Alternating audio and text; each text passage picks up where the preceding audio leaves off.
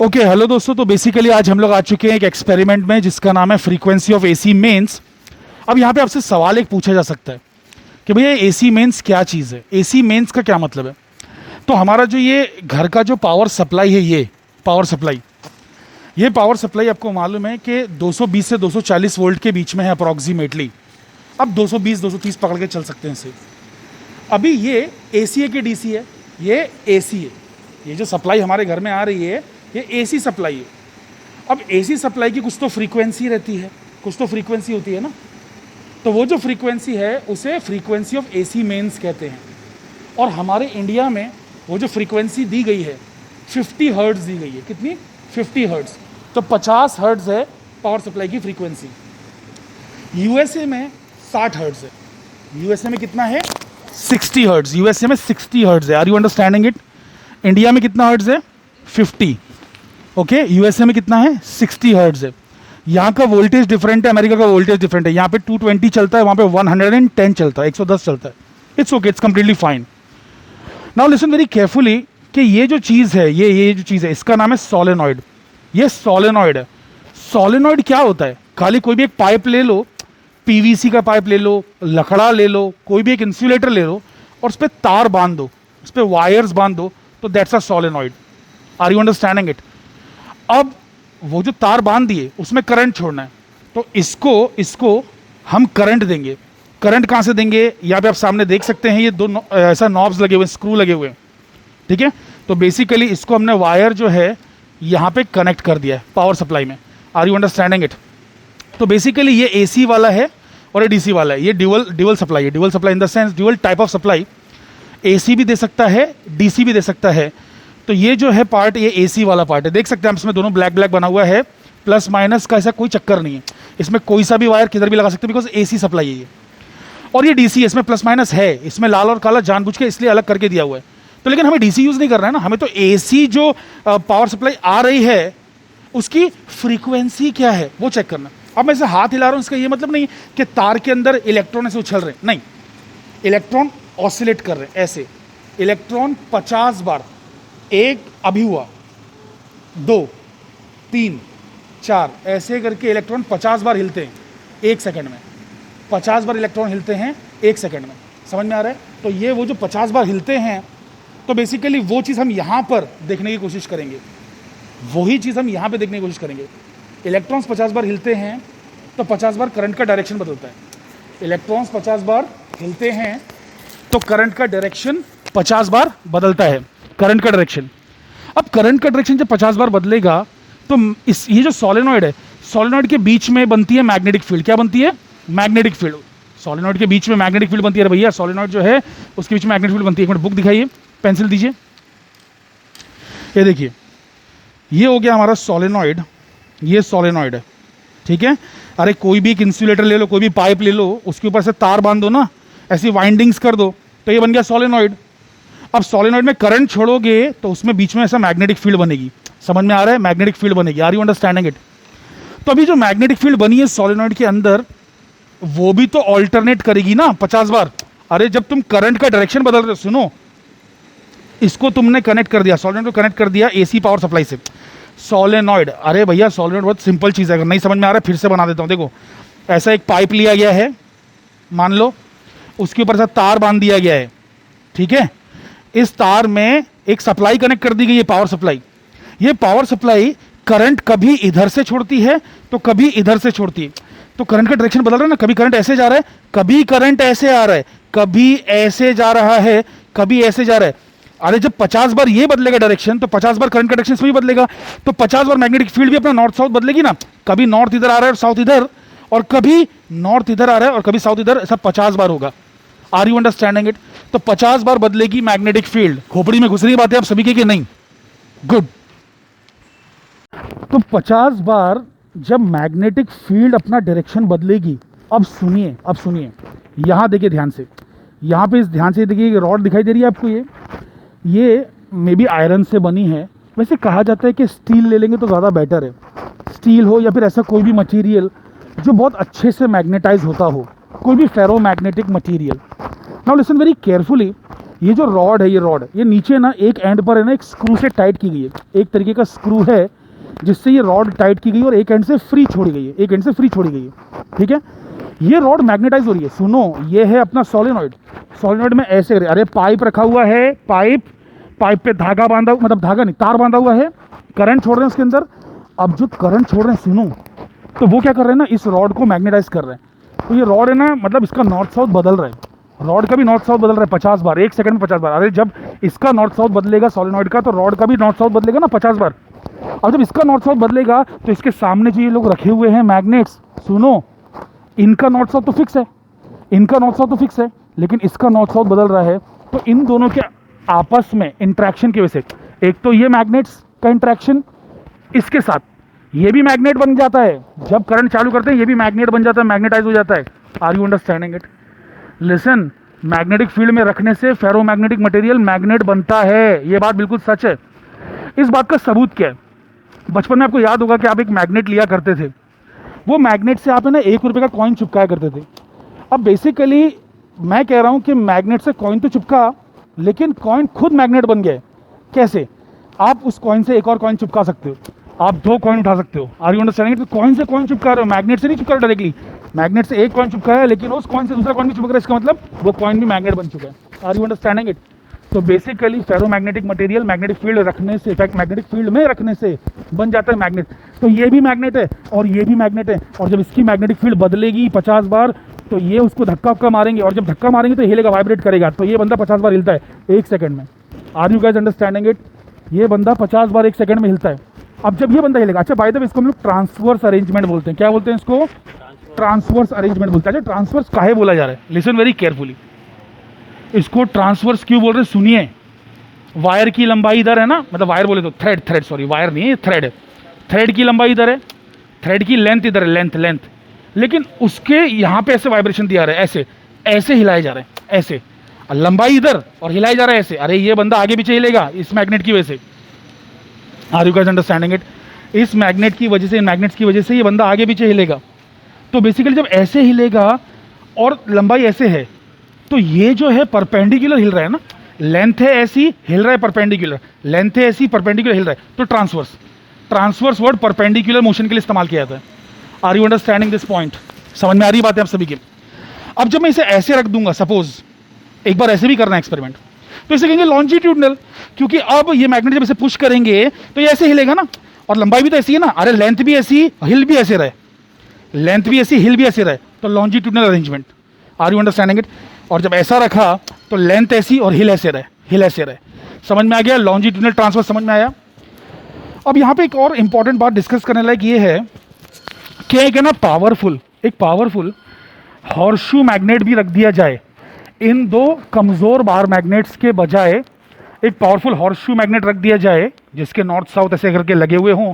Horseshoe magnet, समझ रहे हैं ना? हॉर्सशू तो घोड़े का जो वो रहता है ना, पैर के नीचे उसका शेप जो रहता है, उसी शेप का मैग्नेट भी आता है, इसलिए उसका नाम हॉर्सशू है। तो हॉर्सशू जो मैग्नेट अगर रख दिया जाए तो उससे और भी बेटर रिजल्ट्स मिलते हैं। पावरफुल मैग्नेट रखने से और भी बेटर रिजल्ट्स मिलते हैं, बट ठीक है, it's okay, it's completely fine. Now listen very carefully, मैं आपको कुछ और बात बताना चाहता हूँ, कुछ इंपॉर्टेंट बातें। ये जो आपका बेसिकली रॉड है, ये फोर्स्ड वाइब्रेशंस परफॉर्म कर रहा है। फोर्स्ड वाइब्रेशंस, आप लोगों ने नेचुरल वाइब्रेशंस पढ़े हुए हैं, आप लोगों ने फोर्स्ड वाइब्रेशंस पढ़े हुए हैं, आप लोगों ने डैम्प्ड वाइब्रेशंस पढ़े हुए हैं। ये आप लोगों ने 12th में पढ़ा हुआ है, 11th-12th में। चलिए एनीवे, तो ये फोर्स्ड वाइब्रेशंस कर रहा है, किसकी वजह से? ये जबरदस्ती जो मैग्नेटिक फील्ड डेवलप हो रही है, वो मैग्नेटिक फील्ड, और ये जो रिपल्सिव मैग्नेटिक फील्ड, मान लीजिए इसको मान लीजिए रिपल्सिव है, वैसे कभी अट्रैक्टिव कभी रिपल्सिव है, एनीवे इनकी वजह से फोर्स्ड वाइब्रेशन कर रहे हैं। अब फोर्स वाइब्रेशन कर रहा है तो इसकी जो फ्रीक्वेंसी है ये बहुत ही कॉम्प्लिकेटेड है। इसकी फ्रीक्वेंसी हो सकता है कि बेसिकली जो भी हो, मतलब इसकी जो नेचुरल फ्रीक्वेंसी है कुछ तो होगी, लेकिन हमने इसकी जो लेंथ है इस तरीके से एडजस्ट की है। इसकी लंबाई, ये रॉड इतना ही लंबा क्यों है, कुछ और लंबा क्यों नहीं है, इसकी लंबाई ऐसे एडजस्ट की है कि इसकी जो नेचुरल फ्रीक्वेंसी है वो भी 50 हो। इसकी नेचुरल फ्रीक्वेंसी अगर 50 होगी और हम 50 ही सप्लाई करेंगे, हमने इसकी लंबाई, अरे इसको काट भी सकते थे ना, छोटा रॉड भी कर सकते थे, लंबा रॉड भी कर सकते थे, लंबा रॉड छोटा रॉड भी कर सकते थे, लंबा रॉड भी कर सकते थे, समझ रहे हो? लेकिन इसकी इतनी लंबाई क्यों रखी? ताकि इसकी नेचुरल फ्रीक्वेंसी 50 बन जाए। तो जब ये बाहर की फ्रीक्वेंसी 50 है और इसकी नेचुरल फ्रीक्वेंसी 50 है, तो जब दो फ्रीक्वेंसी मैच होती है तो क्या होता है? रेजोनेंस। और जब रेजोनेंस होता है तो चीजें वायलेंटली वाइब्रेट करती हैं, खतरनाक तरीके से वाइब्रेट करती हैं। तो ये खतरनाक तरीके से वाइब्रेट करेगा। अरे वरना 50 का वाइब्रेशन आपको नजर भी नहीं आएगा, वो एकदम ऐसे करके हिलेगा ना, आपको दिखेगा भी नहीं वाइब्रेट कर रहा है।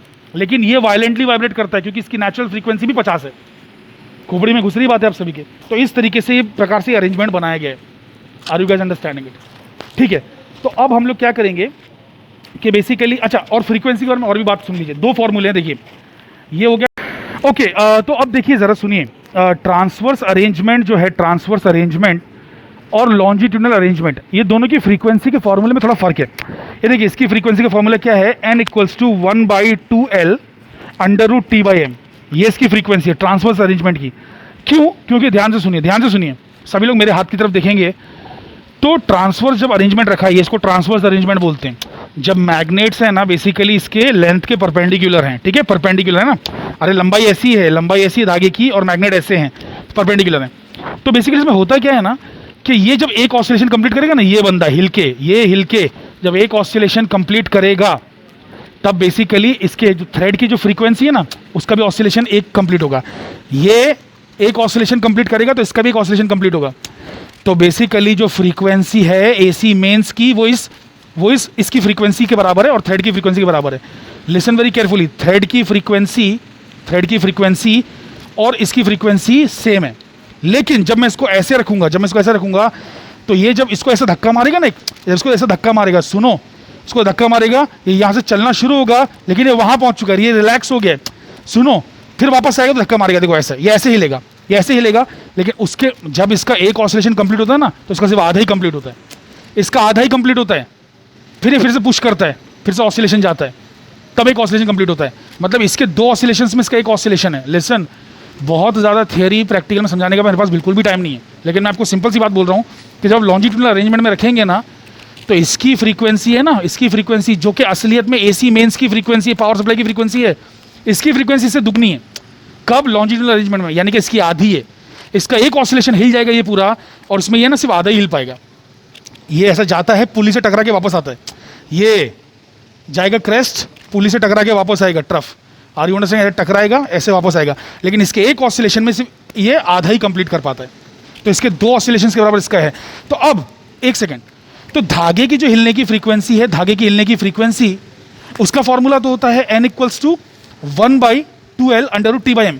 लेकिन धागे से डबल है ना ये, धागे से डबल है ना ये, तो हमको तो इसकी फ्रीक्वेंसी चाहिए ना, जो कि पावर सप्लाई की फ्रीक्वेंसी है, राइट? हमें तो वो चाहिए ना। तो basically listen very very carefully, तो हमें 2 से मल्टीप्लाई करना पड़ेगा। धागे की जो भी फ्रीक्वेंसी आएगी उसको 2 से मल्टीप्लाई करना पड़ेगा। इसलिए देखो, इसके फॉर्मूले में, लॉन्जिट्यूडनल वाले फॉर्मूले में 2 गायब है, नीचे से 2 गायब है। अरे क्योंकि हमने ऊपर 2 मल्टीप्लाई किया है, इसलिए नीचे से 2 गायब है। अरे अकल के पुतलो, ये देखो ट्रांसवर्स वाला, पहले देखो ट्रांसवर्स वाला फॉर्मूला देखो, n = 1/2L √T/m। ये धागे की फ्रीक्वेंसी है, n = 1/2L √T/m। लेकिन ट्रांसवर्स अरेंजमेंट में धागे की फ्रीक्वेंसी और एसी मेंस की फ्रीक्वेंसी, इस बंदे की फ्रीक्वेंसी, रॉड की फ्रीक्वेंसी एक्जैक्टली सेम है। लेकिन लॉन्जिट्यूडनल अरेंजमेंट में ये जो फ्रीक्वेंसी है, ये आधी है इसकी, यानी कि जो एसी मेंस की फ्रीक्वेंसी है वो धागे से डबल है। तो धागे की फ्रीक्वेंसी ये 1/2L √T/m होती है, उसको हमने 2 से मल्टीप्लाई कर दिया, धागे से डबल, तब जाके एसी मेंस की फ्रीक्वेंसी आएगी। आई होप कि आपको बेसिक सी बात समझ में आ रही है। समझ में आया? ट्रांसफर, एक मिनट बोलो, ट्रांसवर्स अरेंजमेंट में जो धागे की फ्रीक्वेंसी है और एसी मेंस की फ्रीक्वेंसी एक्जैक्टली सेम है। लेकिन लॉन्जिट्यूडनल अरेंजमेंट में धागे की फ्रीक्वेंसी से डबल है एसी मेंस की फ्रीक्वेंसी, तो धागे की फ्रीक्वेंसी के फॉर्मूले को 2 से मल्टीप्लाई करना पड़ेगा। इसलिए वो नीचे का 2 उड़ गया है, ऊपर का 2 और नीचे का 2 कैंसिल हो गया है। Are you understanding it? धागे का फॉर्मूला तुम लोगों को पढ़ा चुका हूं भाई, वेव मोशन चैप्टर में, भूल गए तुम लोग? बेसिकली V = √T/m अपने को आया था। अगर फ्रीक्वेंसी के फॉर्म में इसको लिखोगे ना, तो इट विल बी 1/ फ्रीक्वेंसी के फॉर्म में। ये वेलोसिटी का फॉर्मूला था, वेलोसिटी इज √T/m, वेलोसिटी का फॉर्मूला था ये, velocity on a transverse wave, sorry, velocity of a transverse wave on a stretched string, velocity of transverse wave on a stretched string. तो basically ये derivation हम लोग कर चुके हैं आपके FYBSc same 2 paper 1 last chapter wave motion, उसके अंदर वेलोसिटी ऑफ ट्रांसवर्स वेव हम निकाल चुके हैं √T/m, और फ्रीक्वेंसी निकालोगे 1/2L √T/m आएगा। तो धागा इस तरीके से हिलता है, ये धागे की हिलने की फ्रीक्वेंसी है। लेकिन धागे के हिलने की फ्रीक्वेंसी जो लॉन्जिट्यूडनल वाले में है उससे तो दुगनी फ्रीक्वेंसी है ना एसी मेंस की, उससे दुगना तेज हिलता है ना vibrator. Are you understanding it? तो इसलिए 2 कैंसिल हो गया। तो अब तुम्हें अगर मैंने वाइवा में पूछा कि भाई क्या फ्रीक्वेंसी है ट्रांसवर्स अरेंजमेंट में, तो तुम क्या कहोगे 1/2L √ T/m। लेकिन मैंने पूछा कि लॉन्जिट्यूडनल में क्या फ्रीक्वेंसी है, तुम बोलोगे √1/L √ T/m, sorry 1/L √ T/m, 1/2L √ T/m, 1/L √ T/m। Are you understanding it? I hope कि सभी के खोपड़ी में बातें घुस चुकी हैं। अरे समझ पा रहे हैं कि नहीं भाई? सबके मेंदू में बात गई? ठीक है, मेंदू कहते हैं सब मराठी में भेजे को। अच्छा, अब लिसन वेरी केयरफुली। यहाँ पे ना स्टैंडिंग वेव्स बन रही हैं, by the way standing waves, stationery waves बन रही हैं, क्योंकि ये 2 फिक्स पॉइंट्स हैं ना, ये 2 फिक्स पॉइंट्स हैं। ये बात का खास ख्याल रखना होगा कि धागा और पुली, मतलब यानी कि ये रॉड से पुली तक जो हाइट है ना वो एग्जैक्टली सेम है। This should be perfectly horizontal. Otherwise अगर तुम उसको थोड़ा स्लांट पे रखोगे, स्लांट सम एंगल पे रखोगे, तो the length that you are going to measure will not be correct, because हमें यहाँ से वहाँ तक का डिस्टेंस पता करना है। तो अगर तुमने इसे टेढ़ा रखा और स्केल को सीधा रख रहे हो तो गलत डिस्टेंस आया ना भाई, अरे डिस्टेंस गलत होगा ना। तो इसे सीधा रखो ताकि स्केल रख के जो है, देखो ग्रेविटी तो बहुत कम इफेक्ट दिखाएगा। It will be in micro, you understanding, in the micro domain, because इसका मास बहुत ही नेग्लिजिबल है, इस बंदे के पास मास बहुत ही कम है। लेकिन ये जो मेजरमेंट स्केल से जो कर रहे हो उस पर काफ़ी ज़्यादा असर पड़ेगा। समझ में आ रहा है? उस पर असर पड़ेगा, बिकॉज ये चीज़ और ये चीज़ की लेंथ में फ़र्क होता है। This is like a hypotenuse. Are you understanding it? Okay, दूसरा जो ख्याल रखना है वो ये है कि जो पैन है, पैन, ये देखिए यहाँ पे जो पैन लटक रहा है, ठीक है, इस पुली से जो पैन लटक रहा है, इस पैन में बहुत ज़्यादा मास भी नहीं डालना है, बहुत ज़्यादा मास भी नहीं डालना है। Otherwise what will happen is कि the length of vibration will be much large. ये बहुत ज़्यादा लंबा हो जाएगा। अरे भाई, और इतना लंबा अपने धागा नहीं है, जगह नहीं है, लैब के बाहर जाकर प्रैक्टिकल करने के चलते चले गए दूसरी लैब में घुस गए। समझ में आ रहा है? तो ये इसी के अंदर आ सके, इसकी वाइब्रेटिंग लेंथ जो है, लूप जो है, इतनी जगह में आ सके, इसलिए कम मास डालिए, ज़्यादा नहीं डालना है। 1 ग्राम, 2 ग्राम, 5 ग्राम, दैट्स इट। 50 ग्राम, 100 ग्राम ऐसे नहीं डालना है। आपके भेजे में बातें घुस रही हैं। आई होप कि ये बातें सबको समझ में आ रही हैं। सो पहले हम लोग जो है लॉन्जिट्यूडनल वाला कर लेते हैं, फिर बाद में ट्रांसवर्स वाला करते हैं। तो बेसिकली जो लॉन्जिट्यूडनल वाला है, चलिए इसके लिए हम ऑन करने जाएंगे सर्किट अपना। इसमें ज़्यादा कुछ खास है नहीं, थ्योरी वेरी। तो बेसिकली चलिए, तो अभी हम लोग को मास of the pan, by the way उसमें पैन पे लिखा हुआ है, हमने पहले ही अच्छा वेइंग स्केल से है ना मास ऑफ द पैन निकाल कर दिखाइए मिसबा जी, कितना लिखा हुआ है। इट्स 0.996 ग्राम्स, मतलब 1 ग्राम का भी नहीं है यार। मतलब समझ पा रहे हो आप लोग कितना हल्का है ये? तो 1 ग्राम का पैन है, मान लीजिए अप्रॉक्सीमेटली, मैं इसको 0.996 ही लिखता हूँ टू बी मोर प्रिसाइज। तो इतने मास का पैन है। अब पैन में जब तुम 1, 2, 3 ग्राम डालोगे तो total mass of the pan आ जाएगा। अरे क्योंकि इस पे धागे पे तो असर तो पूरे ही पैन का भी पड़ रहा है ना, पैन का भी और दूसरा मास का भी है, तो पूरा ही मास लेना पड़ेगा ना। तो यहाँ पे total mass of the pan लिखेंगे। अब जब ये हिलेगा तो इसमें लूप्स बनेंगी, जैसे बचपन में यो खेलते थे, खींचते थे तो उसमें लूप्स बनती थी धागे में। Are you understanding it? तो वैसा यहाँ पे लूप्स बनेंगी, तो नंबर ऑफ लूप्स काउंट करना है, ठीक है, और फिर ये करस्पॉन्डिंग लेंथ काउंट करनी है। फिर लेंथ ऑफ 1 लूप निकालना है। तो कैसे निकालेंगे? टोटल नंबर ऑफ लूप्स और लेंथ डिवीजन करेंगे। अरे भैया लंबाई आ गई 10, 3 लूप आ गए तो 10/3, 1 लूप की लंबाई। लूप आ गई 4 और 10 लंबाई है, मान लो 10, तो 10/2.5, sorry 10/4, 2.5। Are you understanding it? अकल के पुतलो, समझ में आ रहा है मैं क्या बोल रहा हूँ? कि अगर ये 10 सेंटीमीटर लंबा है और लूप आ रही है 4, तो 1 लूप की लंबाई कितनी है? 2.5 है ना। तो हमको वो निकालना है, तो वो यहाँ पे निकाल के रखेंगे, ठीक है। फिर बाद में जो L आ गया उसका स्क्वायर करेंगे, फिर m/L स्क्वायर करेंगे, मास अपॉन L स्क्वायर, ऐसे करके कैलकुलेशंस हमारे हो जाएंगे, ठीक है। तो बेसिकली चलिए आइए शुरू करते हैं। तो आपने यहाँ से पावर सप्लाई ऑन कर दी है, मतलब मेन सप्लाई है ना। अब यहाँ से हम यहाँ इसको भी ऑन करेंगे, इस सप्लाई को हमने इसे ऑन कर दिया।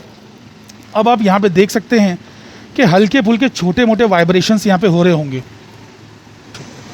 तो ये देखिए, इसको ऑन करते ही इसमें आप देख सकते हैं कि हल्की हल्की से लूप्स आ रही हैं, हिलना स्टार्ट हो गया, लेकिन ये वायलेंटली वाइब्रेट नहीं हो रहा है। लूप्स थोड़ी मोटी बड़ी होना चाहिए, तभी रेजोनेंस हुआ है, तभी काउंटिंग करने की लूप्स कितनी है। ऐसे तो इसमें भी अभी भी मुझे 3 लूप्स नज़र आ रही है। अगर मैं बहुत ही ध्यान से देखूँ तो हिलते हुए 1 सेकंड इसमें लूप दिख भी रही है कि नहीं? अरे मेरे जो मोबाइल का जो फ्रेम रेट है काफ़ी ज़्यादा है, इसलिए शायद नहीं दिख रही है। फ्रेम रेट ज़्यादा होने की वजह से भी कभी कभार इशू होता है। तो यहाँ पे मुझे 3 लूप्स दिख रही हैं। अच्छा, एक बात याद रखना कि कहीं गलती से इसमें लूप्स ना आ रही हूँ। ये जो लूप्स आ रही होंगी ना, तो आपको वो नहीं लेना है। अरे हमको हार्ड बाउंड्री चाहिए यहाँ पे। हार्ड बाउंड्री मतलब यहाँ पे कि डेड है, डेड एंड, यहाँ पे नोड बनना चाहिए, नोड। तो यहाँ पे ऐसे करके ये ना हिलता रहे, ये अगर हिल रहा है तो गलत लेंथ है, ये नहीं हिलना चाहिए यहाँ से, ठीक है। आप देखेंगे कभी कभार वो भी हिलेगा, मैं बीच में दिखा दूंगा अगर कभी जैसे मौका बनता है तो। अब मैं क्या करूँगा, देखिए ये इसकी रेजोनेटिंग लेंथ तो है नहीं, ये इसकी रेजोनेटिंग लेंथ तो गारंटीड नहीं है। तो अब मैं इसे चलाऊँगा, जब मैं इसे चलाऊँगा कहीं ना कहीं पे इसके जो वाइब्रेशन है बहुत ज़्यादा वायलेंट हो जाएंगे, ठीक है। यहाँ पे नोड आ गया ना, पहला नोड, फिर वापस से ये बन गया, ये भी नोड आया, देखिए बन गया, परफेक्ट। इसमें बहुत अच्छा है, ग्रेट, मज़ा आ गया, परफेक्ट, बहुत ही खूबसूरत। तो ऐसा फिजिक्स में भी खूबसूरती देखने में मज़ा आता है। तो आप देख सकते हैं कि ये जो वाइब्रेशंस हो रहे हैं काफ़ी ज़्यादा फास्ट वैसे फ्रेम रेट है, इसलिए बराबर दिख नहीं रहे हैं। तो ये जो वाइब्रेशंस है ये कम्प्लीटली स्टॉप हो जाएंगे अगर मैं ना इसमें मास या लोड जो भी है वो इंक्रीज़ कर दूँ। लेकिन उससे पहले मैं काम करता हूँ, क्योंकि मुझे बहुत अच्छे से कितना रीडिंग आ गई है, तो मैं पहले लेंथ कैलकुलेट कर लेता हूँ इसकी। अब परफेक्ट दिख रहा है, देखो पूरी एक लूप दिख गई इधर, है ना। अब इसके अंदर बेसिकली एक नोड आ गया, फिर ये देखिए सेकेंड लूप, सेकेंड लूप आ गई, परफेक्ट। और फिर वापस से एक नोड आ गया, और फिर ये थर्ड लूप आ गया। Thank you Misbah, very nice. तो इस तरीके से हम लोग 3 लूप्स देख पा रहे हैं, perfect. Rabia ji thank you, आपके मोबाइल में काफ़ी अच्छे से कैप्चर हो रहा है।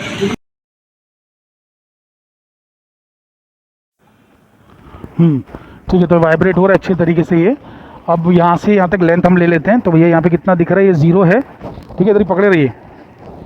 0 से लेके कहाँ तक ये, यहाँ तक, हाँ यहाँ तक दिखना है बेटा, कितना है 96 है ना, ठीक है, परफेक्ट। तो 96 इसकी लेंथ आई। तो राबिया जी इसमें एंट्री कीजिए, अपन जो लॉन्जिट्यूडनल वाला देख रहे हैं इसमें क्या एंट्री करेंगे आप। पहला तो पैन का मास डालिए, पैन का मास कितना बेटा 0.996 है ना। अच्छा कुछ मास उसमें डाला था, अपन ने नहीं डाला था, तो 0.996 ही रहेगा ये, है ना, 0.996 ही रहेगा, कुछ ऐड नहीं किया है। नंबर ऑफ लूप्स कितनी दिखी थी अपने को, 3 दिखी ना, है ना, 3 है नंबर ऑफ लूप्स। यहाँ पे जो है बेसिकली करस्पॉन्डिंग लेंथ थ्रेड 96 आया था, है ना मिसबा जी, ओके 96 आया था। और फिर ये जो लेंथ ऑफ द लूप अभी अपन ये कैलकुलेटर से कैलकुलेट करेंगे, 96 डिवाइड बाई 3 करके देखो कितना आ रहा है। तो 32 आ रहा है, 96 डिवाइड बाई 3 32 लिखिए, 32 करेक्ट। अच्छा 32 का स्क्वायर लिखिए 1024, ठीक है। तो जो ये लूप्स बन रही हैं ये लूप्स अभी डिसअपियर हो जाएंगी। बेसिकली हम लोग सेकंड रीडिंग की तरफ जा रहे हैं। इसमें हम लोग है ना 2 ग्राम मास डाल के देखते हैं। तो यहाँ से मैंने निकाला, अब आपके हाथ में 2 ग्राम्स डालिए, मिसबा जी डाल दीजिए 2 ग्राम्स। देखिए 2 ग्राम डालते ही आप देख सकते हैं वाइब्रेशन खत्म हो गए। तो अब इसको वापस इसकी रेजोनेटिंग लेंथ पे ले जाना पड़ेगा। अरे भैया इसकी तो रेजोनेटिंग लेंथ है ना, ये तो चलो ठीक है रेजोनेंस में वाइब्रेट कर रहा है, लेकिन इसकी रेजोनेटिंग लेंथ क्या है, कुछ तो होगी ना, तो हमें इसे सरकाना पड़ेगा। तो बेसिकली अभी हम एक स्टूडेंट, आइए शबिस्ता आप ज़रा पकड़ के इसको सरकाइए।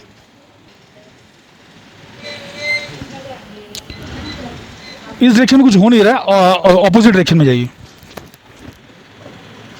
हाँ ये देखिए लूप्स आना शुरू हुए, है क्या नहीं, लूप्स आ रहे हैं, देखिए कितना ज़बरदस्त एकदम। और 2 लूप्स आ रहे हैं एकदम बड़े बड़े वाले, बस इधर ही रुक जाइए, इधर रुक जाइए। थैंक यू शबिस्ता जी, रुक जाइए। इसमें बेटा वो बोर्ड उठाओ 2 लूप्स दिखाना पड़ेंगे लोगों को, बहुत प्यारे लूप्स आ रहे हैं। ओके तो हमें 2 लूप्स दिखाई दे रही हैं, आप देख सकते हैं। तो एक लूप ये हो गई, और बेटा उधर कीजिए, हाँ दूसरी लूप ये हो गई। तो ऐसे करके 2 लूप्स हमें दिख रही हैं। देखो हमने ना डिस्टेंस कम जब रखा था, जब कम रखा था तो एक लूप भी दिख रही थी अभी, लेकिन मुझे एक लूप पसंद है, मुझे 2 लूप देखना है, इसलिए मैंने इसका डिस्टेंस एकदम बढ़ा दिया, बिल्कुल लास्ट एकदम एज पे ले लिया। आप देख सकते हैं कि इससे ज़्यादा मैं ऊपर ले भी नहीं पाऊँगा, तो ये एग्जॉस्ट होगी इसकी लिमिट, ठीक है। तो बेसिकली 2 लूप्स हमें दिख रही हैं, आप देख सकते हैं। एक लूप ये है और दूसरी वाली लूप यहाँ पे है। तो 2 लूप्स बने, देखो नंबर ऑफ लूप से कोई फर्क नहीं पड़ने वाला है, क्योंकि मतलब देखो अगर लूप अगर एक ही रहेगी तो लेंथ भी फिर तो कम आधी रहेगी ना, जब 2 लूप्स होंगी तो लेंथ भी डबल हो जाएगी। तो वही काम हो रहा है यहाँ पे, ठीक है। आई होप कि आपको ये बेसिक सी बात समझ में आ रही है। आप बता रहे हैं कि 2 लूप्स आई हैं और 96.5 आ रहा है लेंथ, है ना।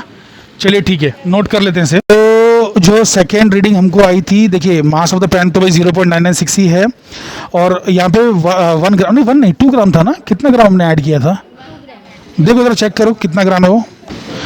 हाँ तो हमने 2 ग्राम्स ऐड किया हुआ था पैन के अंदर, तो 2.996 लिखना पड़ेगा, 0.996 प्लस 2 तो 2.996 हो जाएगा। Total mass of the pan हो जाएगा ना, टोटल मास मतलब pan plus the mass added.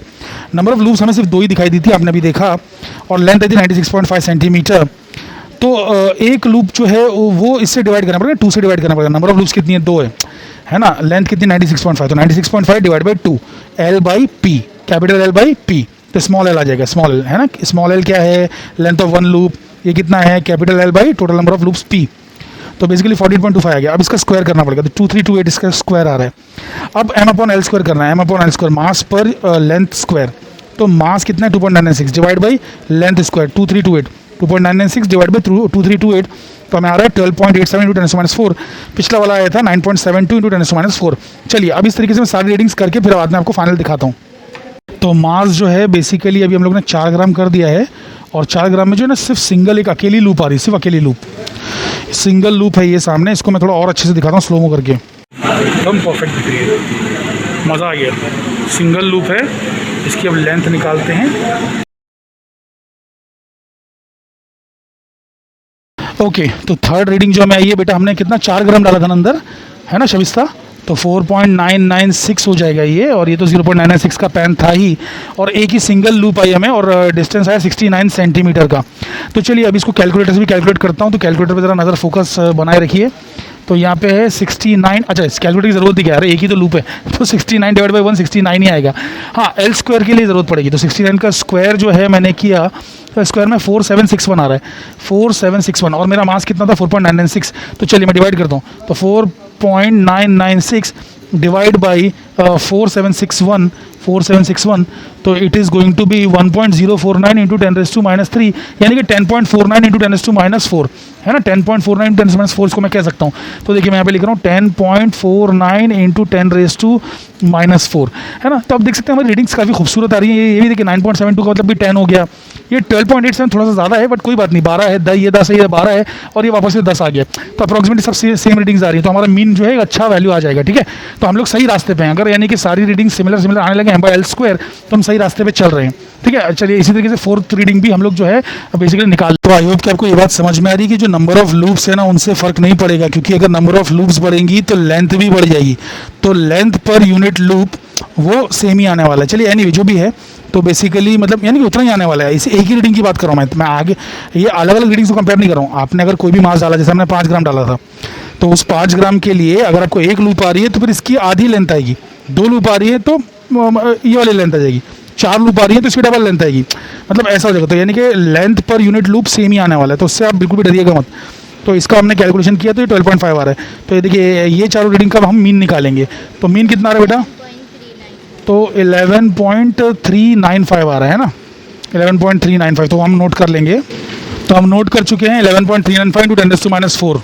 अब कैलकुलेशंस के लिए हमें ज़रूरत होगी mass, total mass of the thread upon total length of the thread, यानी कि mass per unit length of the thread, जिसे हम कभी कभार है ना लीनियर मास डेंसिटी भी कहते हैं, मास पर यूनिट लेंथ को लीनियर मास डेंसिटी, तो हमें ये निकालना है।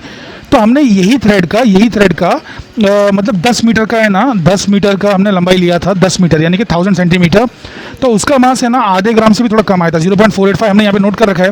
देखिए थ्रेड यही है, तो आप है ना इसका छोटा हिस्सा लेके उसको मेजर करके उसके मास से डिवाइड कर, मतलब उसके मास को उसकी लेंथ से डिवाइड करें तो भी वही आएगा, या फिर बहुत लंबा सा धागा लें और उसका मास निकालें। अब बहुत लंबा धागा लेने का फ़ायदा ये है कि मास ज़्यादा आएगा और आपका स्केल आराम से बता पाएगा। एकदम छोटा थ्रेड ले लेंगे तो उसका मास क्या ना बहुत कम आने वाला है, जो कि आपका स्केल इतना एक्यूरेटली नहीं बता पाएगा। तो देखिए, तो बेसिकली हमने यहाँ पर नोट कर रखा है कि जो थ्रेड है उसका मास हमें 0.485 मिला हुआ है, किस थ्रेड का, जिसकी लंबाई थी 1000। तो बेसिकली 0.485 को हम 1000 से डिवाइड करेंगे, 1000 सेंटीमीटर से, अरे 10 मीटर है ना, यानी कि 1000 सेंटीमीटर, क्योंकि 1 मीटर में 100 सेंटीमीटर होता है, तो 10 मीटर में 1000 सेंटीमीटर, तो मास पर यूनिट लेंथ हमें इससे मिल जाएगा। तो 0.485 डिवाइड बाई 1000 सेंटीमीटर, तो अपने को आ गया 0.485 इंटू 10⁻³ ग्राम पर सेंटीमीटर। अब इसका हम कैलकुलेशन में इस्तेमाल करेंगे, ठीक है, ये कैलकुलेशन हम करेंगे अभी। ओके, तो मैं कैलकुलेशन करने जा रहा हूँ अभी ये वाला, ठीक है, ये फॉर्मूला इस्तेमाल करके, ये फॉर्मूला दिख रहा है ध्यान से, है ना, ये फॉर्मूले का इस्तेमाल करके भी मैं कैलकुलेशन करने जा रहा हूँ। तो अंडर रूट, एक काम करते हैं, ब्रैकेट ले लेते हैं, तो 2 ब्रैकेट लेते हैं, डबल ब्रैकेट। अब इसमें क्या करूँगा, m/l स्क्वायर डालूंगा, तो हमारा m/l स्क्वायर बेटा कितना आया था, देखिए ना 11.395 इंटू 10⁻⁴, 11.395 इंटू 10⁻⁴। तो यहाँ पे मैं लिखूँगा 11.395 इंटू 10⁻⁴। ये आपका एक हो गया, इसको मल्टीप्लाई करना है, अरे m/l स्क्वायर को, मीना m/l स्क्वायर को किससे मल्टीप्लाई करना है, g से। g कितना है 980 है, तो 980 से मल्टीप्लाई करना है, 980 से मल्टीप्लाई किया, अब एक ब्रैकेट क्लोज हो गया, डिवाइड करेंगे, वापस एक नया ब्रैकेट खोलेंगे नीचे वाले के लिए। तो नीचे वाला जो है मास पर यूनिट लेंथ है, तो ये 0.485 इंटू 10⁻⁴ कितना है, -3 है, -3, एक ब्रैकेट क्लोज। तो अब एक और ब्रैकेट क्लोज, क्योंकि स्टार्टिंग में एक ब्रैकेट और खुला था ना वो, ठीक है, अब इक्वल टू करेंगे तो देखिए कितना आ गया 47.98, which is a very very good reading. So 47.98 which is a perfect reading, because frequency of AC means मैंने बताया था ना 50 है, तो 50 के आसपास आ गया ना, 48 के आसपास आ गया ना ये. Are you understanding it?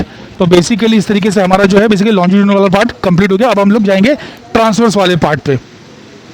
हाँ तो राबिया जी ज़रा आप चलाइए इसका. भी देखिए अरेंजमेंट ट्रांसवर्स वाला रखा हुआ है, तो इसके एक रीडिंग आपको दिखा देते हैं, फिर सब नोट कर लेंगे हम लोग कितना आ रहा है. देखिए देखिए ज़रा लूप आ रहे हैं कि नहीं. चलाते जाइए. Okay good. तो एक लूप आ गया था, लेकिन आप लोग कह रहे हो, इंसिस्ट कर रहे हो कि थोड़ा ज़्यादा लूप लेंगे, तो चलिए वो भी ट्राई कर लेते हैं, ज़्यादा लूप लेके आते हैं.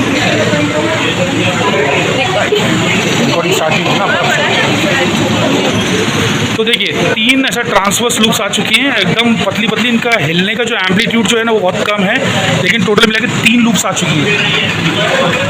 यस, तो एक लूप इधर है, ये देखिए दूसरी लूप इधर है, और तीसरी लूप इधर है ना. बिल्कुल perfect. Thank you Sharmistha ji, thank you. Students ये देखिए सारी रीडिंग हमारी हो चुकी है. जो मैंने आपको रीडिंग दिखाई थी वो एक्चुअली 2 ग्राम्स के लिए थी, तो 2 ग्राम्स के लिए 2.996 बन जाएगा. 3 लूप्स आपने देखी थी. हमने जो लेंथ निकाली वो 83 आई थी मेजर करने पे, तो उसको जब 83 को जब 3 से डिवाइड किया 27.6 आ गया. उसका जब स्क्वायर किया 761.76 आ गया, और जब m/l स्क्वायर किया यानी कि 2.996 डिवाइड बाय 761.76, तो 3.93 इंटू 10⁻³ आया, जिसको मैं 39.3 इंटू 10⁻⁴ बोलता हूँ. ठीक है, बट इट्स ओके, आपकी मर्जी. आप 10⁻³ में भी रख सकते हैं, 10⁻⁴ में भी रख सकते हैं. ठीक है, तो जब हमने सब ऐसे कैलकुलेशंस किए m/l² तो हमें इतना आया 4.565 इंटू 10⁻⁴.